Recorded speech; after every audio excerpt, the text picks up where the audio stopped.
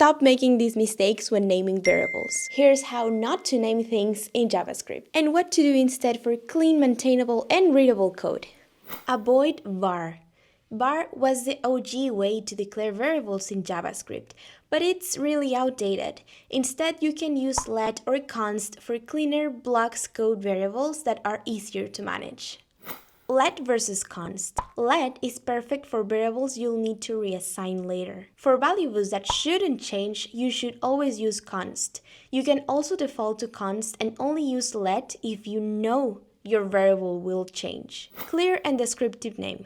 Choose names that describe the purpose of the variable. For example, first name, total price, product description, and not X, temp, or A. Avoid abbreviation.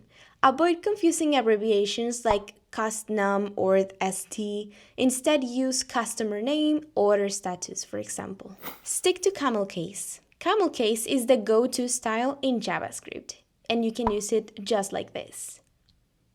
Uppercase constants. For constants that never change, use uppercase with underscores, like these examples. Avoid single-letter variables. Unless it's for a quick loop, you should always avoid single letters. Instead, you can use this. Use plural for arrays. If a variable represents multiple items, you can just make it plural. Boolean naming. For variables that store true or false values, booleans, make their purpose clear. Use scope-aware names. Use prefixes or suffixes to indicate a variable's scope, like global counter instead of just counter. Declare variables separately. For better readability, avoid declaring variables in one line. These best practices will level up your JavaScript game, but there's so much more to learn.